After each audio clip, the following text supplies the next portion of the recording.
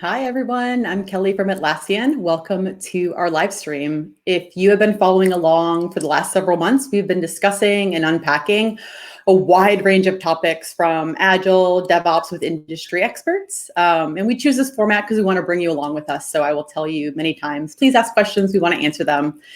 Today's topic is a conversation with Andrea Fryrear from Agile Sherpas, the key to unlocking marketing agility. So again, our guest is Andrea. She is the world's leading authority in agile marketing. So hi, Andrea. Hello, Kelly. So happy to be here. Hey, we have so many people from all over the world. Live streaming is the best. Yeah, it's super fun. I love, hello, Sydney friends. Yay, that's wonderful. So we will kick off our conversation officially here in a second. But again, we encourage you to ask questions, put them in the chat. Our friends behind the scenes will be popping them up during our conversation, so we will actually stop and answer them. We'll be chatting for probably the next 30 or 45 minutes. We're kind of flexible here. Things we want to cover are really talking about agile marketing in general. What is it? Where does it come from? And we'll be leaning on Andrea to give us some tips on where to begin, some pitfalls to avoid, and some red flags that you might want to start paying attention to. For those of you that don't know me, I'm a product marketer at Atlassian. My background is a little weird. It's kind of diverse. I worked in fundraising and sales and IT staffing and services, then marketing operations, and now I'm here at marketing at Atlassian. But before coming here, I actually led Agile adoption transformation,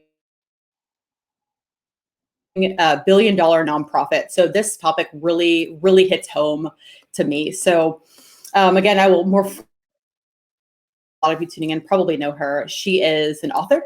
She's a speaker. She's an agile marketing coach, a trainer, and the co-founder of Agile Sherpas. She oversees training and coaching and consulting efforts for her enterprise clients, and really helps them with agile marketing transformation. If you don't know her books, I'm going to hold them up because I was told that I really have to because they sit on my desk. So Death of a Marketer and Mastering Marketing Agility. These sit on my desk. They're wonderful. They're guides. I guess one is several years old. This one came out last year. But as you can tell from all of my Post-it notes, it's definitely a guide that I refer back to. So funny story about Andrea and I actually went to the Agile, the Scrum gathering in Austin in 2019. And for those of you that work in non-software teams, the term Agile is new, but it's definitely, hopefully coming more on LinkedIn. You're seeing more articles about how agility is making its way to marketing, to sales, to HR, to fill in the blank. I was actually at this conference, and I think Andrea's session was the only session about what Agile meant for business teams. And I remember sitting there being like, oh my gosh, this is so great. Someone's not going to be talking about software development. And Andrea, I don't know what you said specifically, but it was like, Agile marketing is not Agile software development. And I had just come off a conversation with a really wonderful person at my last organization that had some Agile coaching experience that was just like, this isn't going to work for you. And I was really frustrated because they were wanting our teams to do exactly what they were doing. They practiced Scrum, they had Scrum teams, like everything was just Scrum, which is great, but it wasn't working for us, and we couldn't see ourselves in that. So you had said that, and I was like, yes, someone is like speaking my language and talking to me. So hello, Andrea. One thing I like to tee up about marketing agility is Evan's theory of agile constraints. And Andrea, I'm sure you're familiar with this, but it says every organization could only be as agile as its least agile division. And there is always a constraint to business agility. So today, the constraint your company might not be your product teams, your software teams.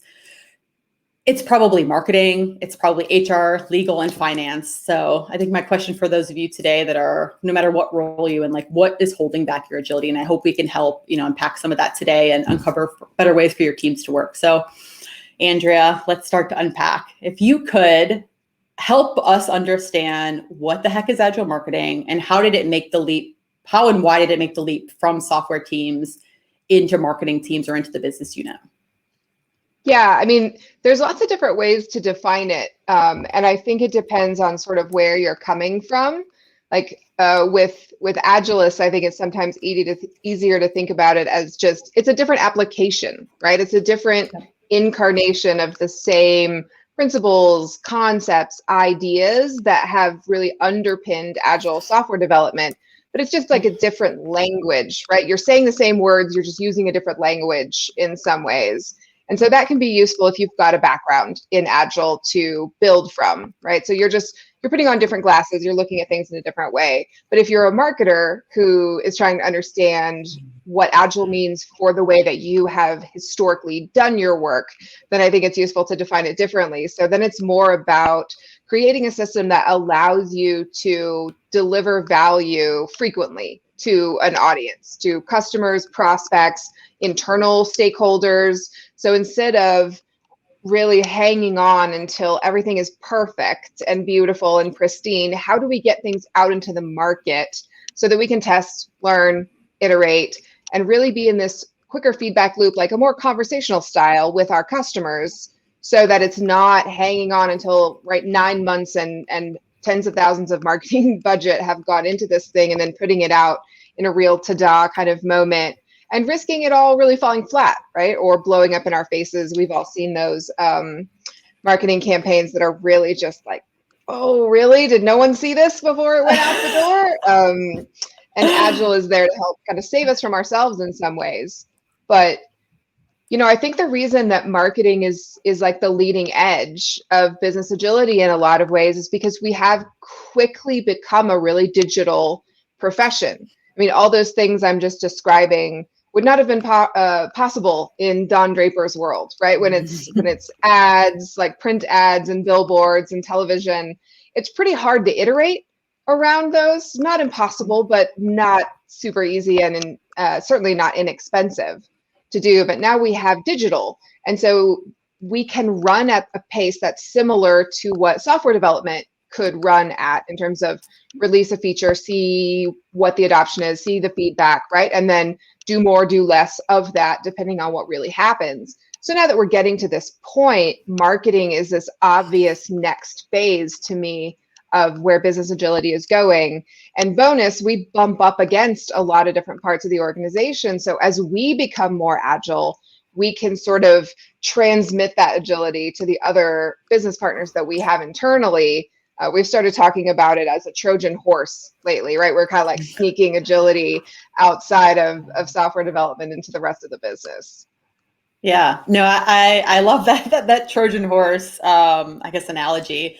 Something that you touched on a little bit, and that I will mention his name because I was just reading an article, but John Cutler talks a lot about how important it is with the language that you choose and being able to lead with the why, not the way. And in my experience, there were times where we were leading with that agile is the answer, and we had to really backtrack and say, well, these are the things that we're solving for. So did you have, I know you said you had this aha moment when you were working with software or product teams earlier in your career, but what was that aha moment for you where you realized, like, this is the why behind we were doing it versus this is agile and therefore I'm going to do it? Yeah, 100%. I mean, we were just getting our butts kicked. Like I was running content marketing inside of a SaaS organization, and we just couldn't hack it. Like we were never able to keep up. And my poor writers, we just was always, okay, well, we thought that wasn't coming out for 6 weeks, but they're running ahead, right? And the features are coming out sooner than we expected. And so the marketing messaging needs to be there, right? You don't want to be the one in the room going, don't release the thing that our customers want because we don't have the collateral ready to go with it. It doesn't go over very well at all. And I'm married to a software developer. And so I had kind of heard the gist of what was going on in that other part of the building. I was like, can we do that? Right? Like they're doing agile, whatever it is they're doing. Can we do agile what we do? And so I Googled it, and it was like just barely a thing at that point. I think the Agile Marketing Manifesto was like a year or two old or something at that point. And at that point, it was like, we have to find a way to be able to keep up. And so our why was keeping pace and not being that really, really painful bottleneck of value delivery to our customers. And Agile seemed to be the obvious solution for that. But I have made that mistake, especially early in my coaching career, of just, I believe so firmly in Agile as the solution to most process-related problems that I would come in guns blazing and be like, Agile all the time. But if you don't take the time to say, okay, well, is it employee burnout that's your main problem? Is it speed to market? Is it too many rounds of revision with your internal stakeholders? What's the real thing that's painful to you? Okay, well then let's implement a version of agility that's meant to solve that particular problem, and you get all the other great benefits too, but maybe you don't care about those as much when you're just trying to kind of put an ointment on that really, really painful part of the process. So you talked about obviously process and implementing, a process or way of working to allow for reduce approvals or speed to market.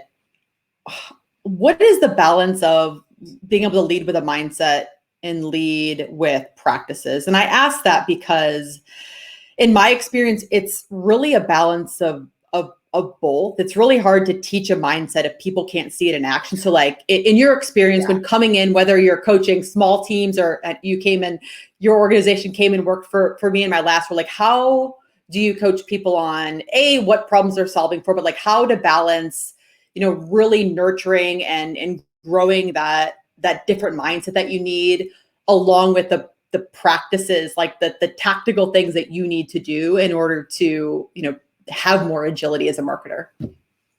Yeah, no, it's a really good question, because I think if you sat around and waited until everyone adopted the mindset or your culture was completely receptive of Agile, then no one would ever make any progress and it would just be really frustrating. So to me, you can almost build the mindset through the practices, right? Like there's this idea that if you want to be a healthy person, then you start to think to yourself, what would a healthy person do in this situation, right? A healthy person would choose to have a glass of water right now instead of a soda. So I want to be a healthy person, therefore I will choose this water instead of the soda. And I think you can start to do the same kind of thing with the Agile mindset, right? Let me imagine if I was a truly Agile leader or I was a truly Agile marketer, what would I do right now? I would not suffer in silence over here, overwhelmed and overworked and dragging this whole project down because I feel like I have to be the hero of the day. I would transparently share with my team at whatever frequency of stand up or meeting we have, and ask for help, because the thing that's important to me is the success of my team and our work, and not my own kind of, personal feelings about whether I'm pulling my weight or not, right? Because that's less important. It's the team and it's the work and it's value delivery. So if I had internalized the mindset, I would do this. So I'm going to act like I have. And then eventually, right, I start to naturally behave in an agile way. And so I think that helps if you're kind of, like you said, working both halves of that equation, and certainly educating people. You can't just come in and go, cool, act agile. They have to know what that really means and be guided along. But they can reinforce each other in a nice way. Yeah, no, I love that. You mentioned teams, and I think that's also a really interesting concept, is, and marketers know out there, marketing, not that product and software development cannot be, it is very complex. But when you think about marketing, there's a lot of different tactics that go along with marketing. I'm in product marketing. A lot of what we focus on is go to market, right? But there are still so many tactics, and there's so many functions. Marketing still has a lot of functions within it, and specialties that have, come over time, for performance marketing to the teams that handles webinars and content. And there's just a variety. So like, how, when you are coming in and talking to an organization, do you even tell them where to start on how to define a team, like how to move away from traditional projects? And you have a really great article out there talking about like the pitfalls of project teams, but how do you go from everything being a project to have a team of people that are working on a stream of work for a dedicated period of time, or as dedicated as possible? Because that's a challenge in marketing. And I'm sure a lot of marketers out there feel the same way. I know we experience it as well. Yeah, it depends on where people are in sort of their readiness journey, right? There's some organizations that we go into that they are there for it. Whatever needs to be done, they want to sign up and do it the right way from day one.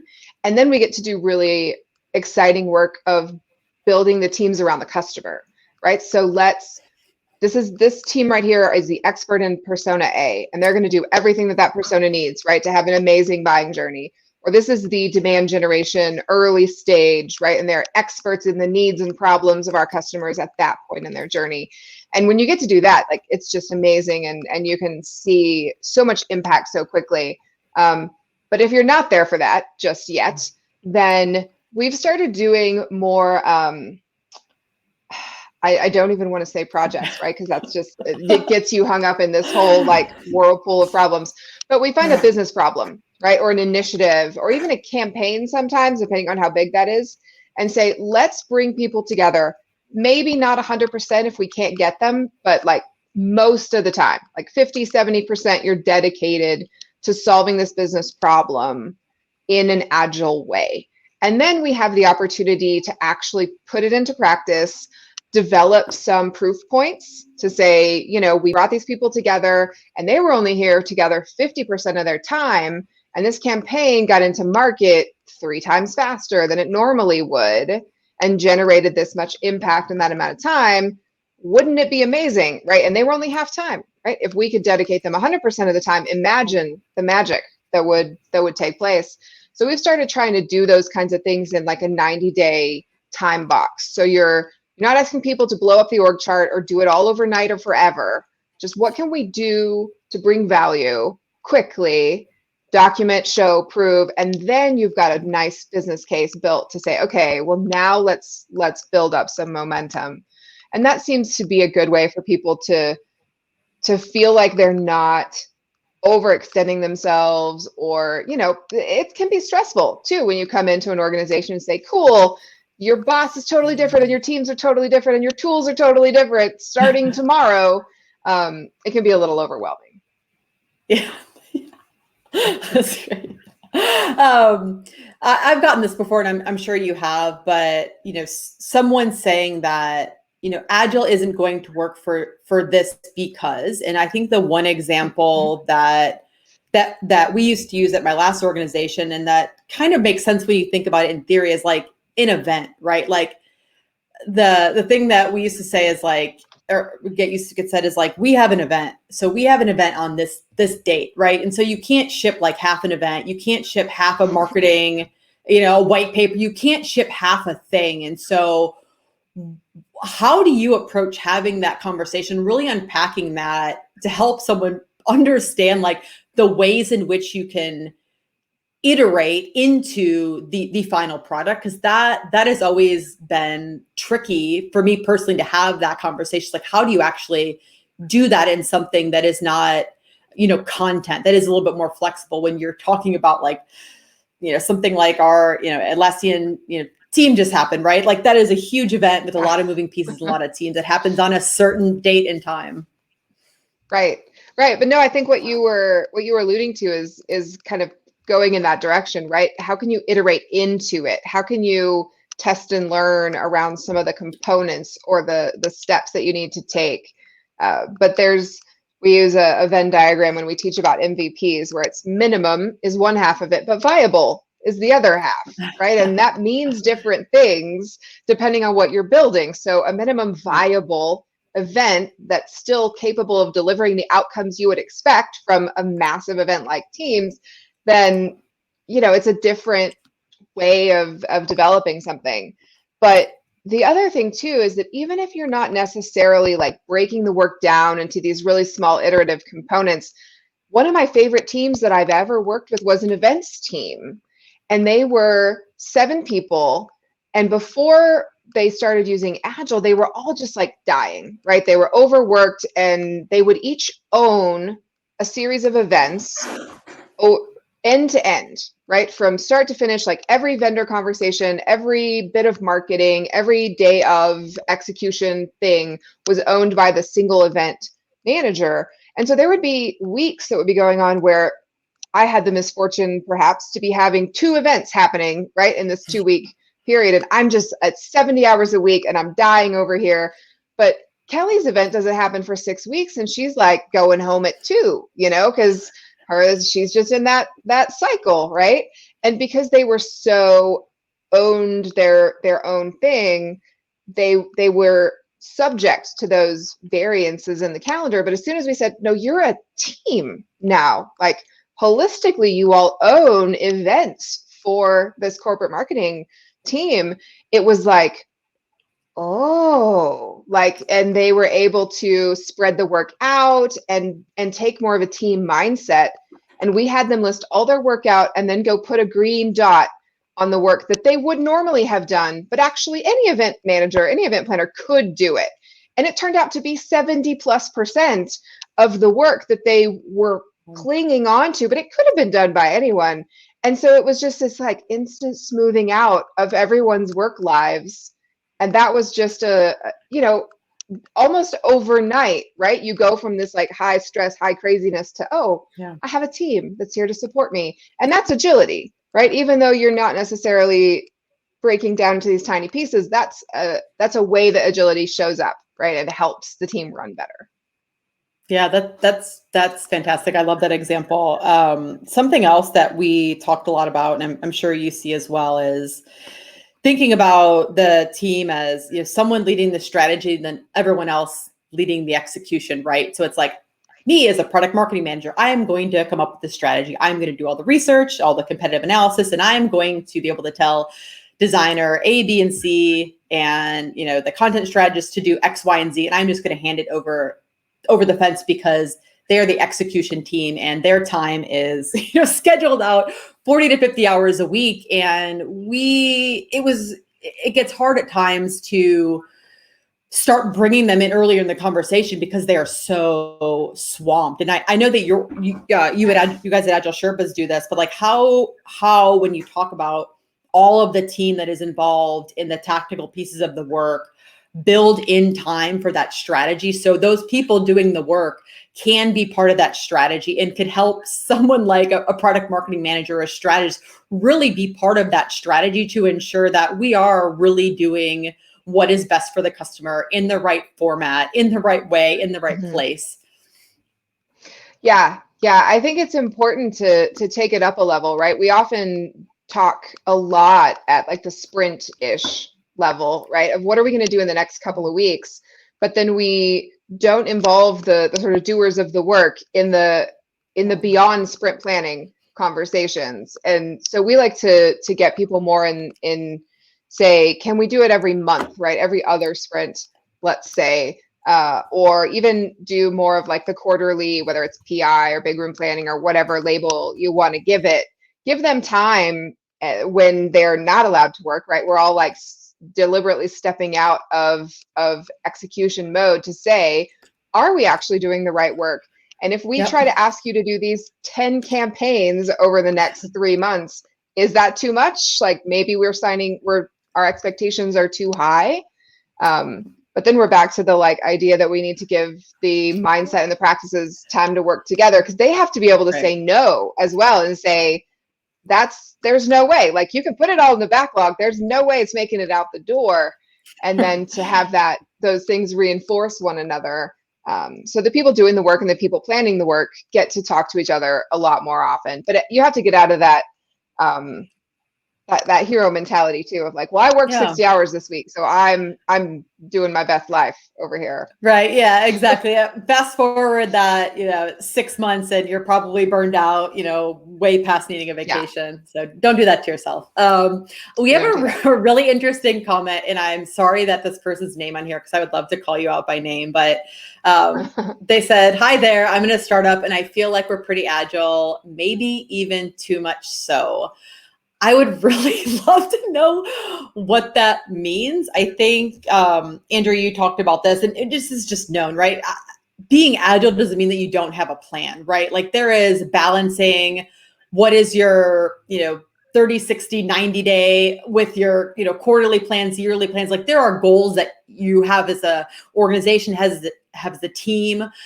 So being agile doesn't mean that you don't have a plan. So I'm really curious on what that means. But I know there are other people that are there in a startup, and our organization continues to grow really quickly. So we have teams that definitely feel like a startup, and things could move really quickly, really fast. But again, it shouldn't necessarily mean that there's no strategy and no plan. So I would love more context if you have it.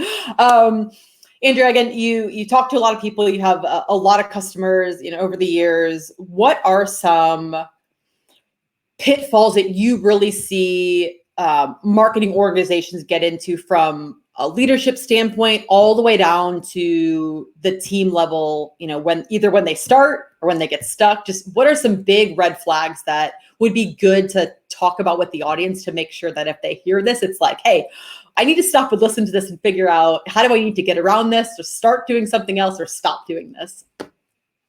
Yeah, the comment that was just shown is actually one that comes up a lot. In small teams, big teams, you hear a lot of leaders or internal stakeholders say things like, well, you guys are agile now. You should be able to take this random idea that I got from a podcast this morning and do it right now. Like, why do we have this agile thing if you guys are telling me no, that you can't do this crazy idea that I just had?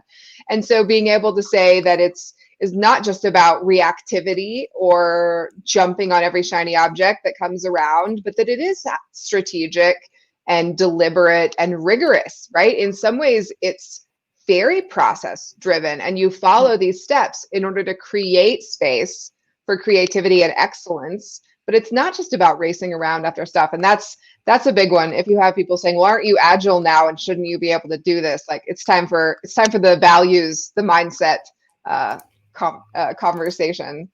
Yeah.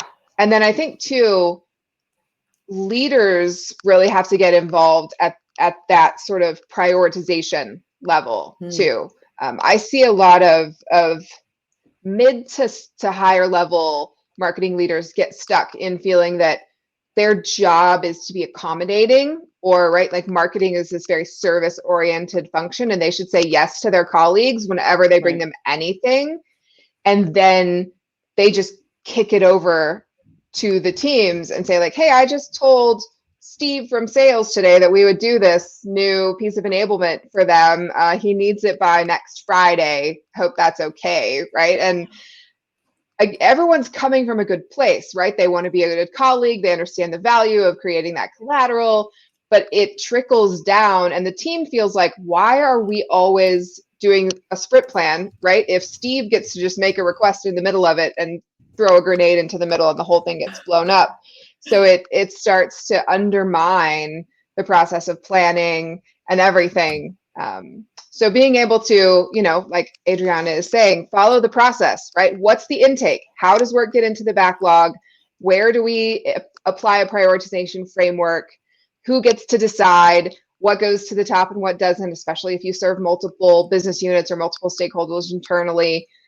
But having that all, again, transparent, communicated, there's not the, Kelly always does me a favor. If I like buy her a latte, she'll sneak something in and then just do it on the side of her desk and then not tell her team, right? So we gotta all agree that we're following this because it solves a particular problem for us and actually makes everybody's lives better. Yeah, I love that. And I think that goes to the comment that we had. And again, I don't know if that person did not have a process, but yeah, having a way in which you intake work through to execution, being able to visualize that and be able to have really good collaborative conversations with not only your business partners, but your leadership and your team about what is coming, what is the priority and why changes that conversation into why can't you do this to how should we get this done together and like what has to move in order for us to do this thing because there's only so much of us and we have these say like 3 things that we're working on right now and the expected impact the customer is this, the expected impact is this, and so help us understand is it meet this goal or this goal, and like maybe then we could talk about how to work it in or what has to give. And I love again, I love that term of process. And Andrea, I know that when it comes to how agile manifests itself as far as the practices, I know that you've seen a combination. So can you chat a little bit about what are some common practices that you see when teams are just starting off that really starts to help them wrap their head around agility and ways in which teams can work in a really healthy way together? Yeah, I mean, visibility is just so powerful. I think there's a lot of work hiding in our days, and we don't realize it. Our colleagues don't realize it. Our bosses don't realize it. But then once you build your first backlog and everything's out and you can see it and then start to say, does this serve our goals or not? Then there's just oftentimes an amazing opportunity to winnow down and say, no, that's actually super not important. I saw a CMO have this kind of heart attack moment when her teams did this for the first time because she saw at the tops of their backlogs how much of it was the hamster wheel stuff, of just every Q2 we do this thing because it's Q2 and that's what we do. And she was on the hook for these big needle moving strategic objectives, which were down in the bottom third of everybody's backlog. And she was like, how did this happen? What is going on? And she, to her credit, that was one of the stronger reactions to that I've seen, where she said, takes the stickies off the wall, right? And says, I will go and tell these people that you promised this to that it's not happening, right? Because we need to do these strategic priorities. I've seen other leaders not react as well, who just said, this stuff is really important. I need you to figure out how to get it done, right? And you can just see the teams ugh. But when you have a leader that will advocate and say, I'm going to go to my peers and explain why this is not the highest priority, then it's really spectacular. Yeah, that's fantastic. I'm going to bring up one thing that a member of your team at Agile Sherpas told me a long time ago. Raviv, he says, if you can't measure it, you can't manage it. And one of the things I loved about that, and I think that we were talking about maybe lead time or cycle time, and we were measuring it, but we weren't necessarily measuring the impact of that work. And so it was great, we improved our lead time or cycle time, but on what? Are we doing, have we gotten quicker doing the work that we shouldn't be doing? Or are we quicker on the more impactful work that's really tying to our goals? So do you have a couple examples of things that should be measured? Like if you are not measuring this now, you should figure out a way to start measuring this from, effectiveness standpoint or efficiency standpoint for your marketing organization. Yeah, I think you have to go both ways, right? So it's just like you said, it's great to be faster, but if you're faster at doing the wrong work, then it's not really helpful. And right. I'm surprised. Surprised maybe is not the right word. Sad maybe is the right word, about how many marketing teams will go in and ask them, okay, what's your baseline right now? Like, how many leads do you typically generate on this type of campaign or this type of activity? How long does it typically take you to get a project of this size out so we can compare? Shocking how many people don't know that they just are like, well, we do it because then we do more of it. And so it's being able to say that, yes, we're doing things faster, but you should also be doing it in a more experimental and iterative fashion. So like, let's do that thing. And then if it performed better than we expected, we're like poised and prepared to double down on it.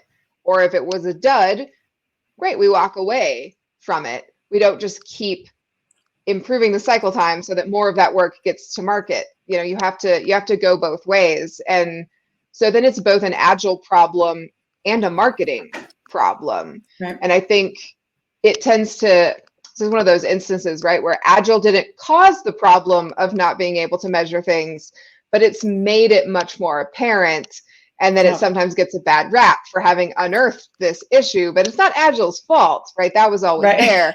We just see it now and have come to realize we have to do something about it. Yep. Yeah. I want to mention a comment that Michael had. He was talking about, backlog refinement. And one thing he said that I love, yes, thank you. It's not a one and done effort. And I think that is true in general. I think when you talk about something like agile, it's not like getting in shape is a good example. Like once you get in shape, you have to maintain that. And so it is always a process of figuring out how to get your teams continually to work better together and to deliver customer value to your customers and whatever that may be, whatever your product or service is.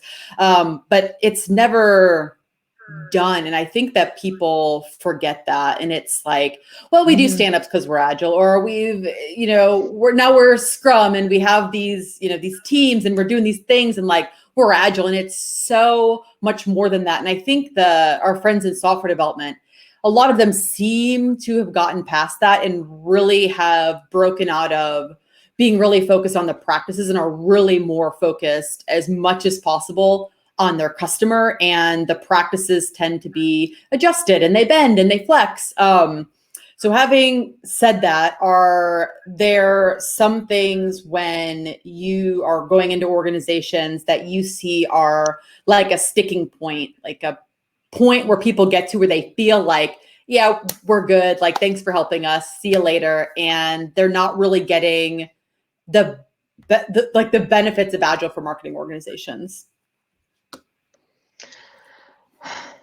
Yeah, I mean, I think in some ways it's getting too complacent about some marketing teams' tendency to talk about ourselves, right? To be, like you were saying, to not try to keep pushing towards ways to add more value to the customer and just feeling like practices check, let's move on. But those will deteriorate, even if you are having good retros and building and evolving your practices, if you don't have a good foundation, then you'll start to drop things because they're uncomfortable or cut corners, right? And then things start to erode and your agility stops serving you.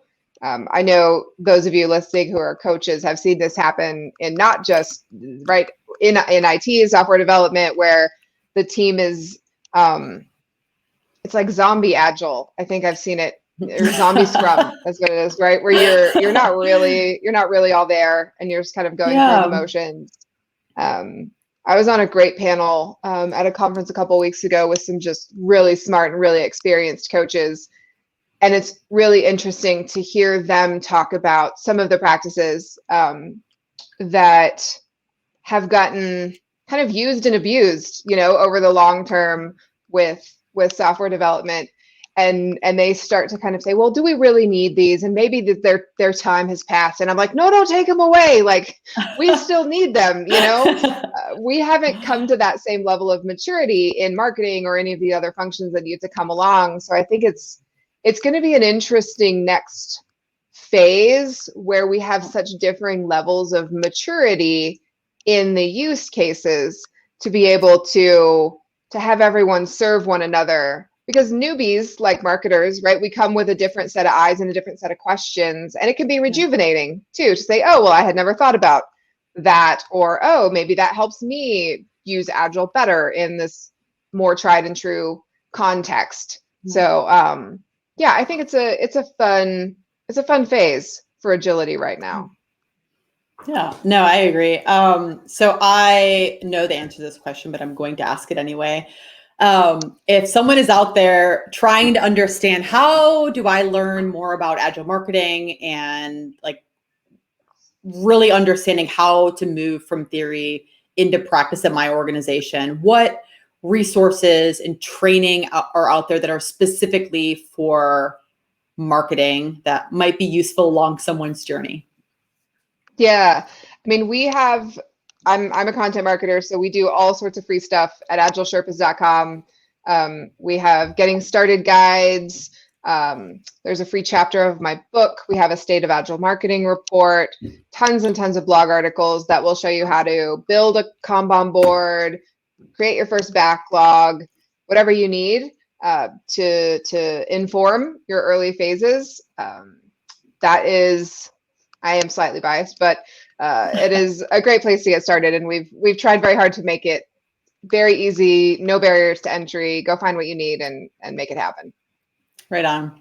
So we are at like 40 minutes. So I want to wrap up, Andrea, by asking you if you were to give a word of advice to individual contributors out there and then to leadership. What are some parting words you would leave them with if they're just starting to explore what is agile marketing and is it going to help me, help solve problems within my organization?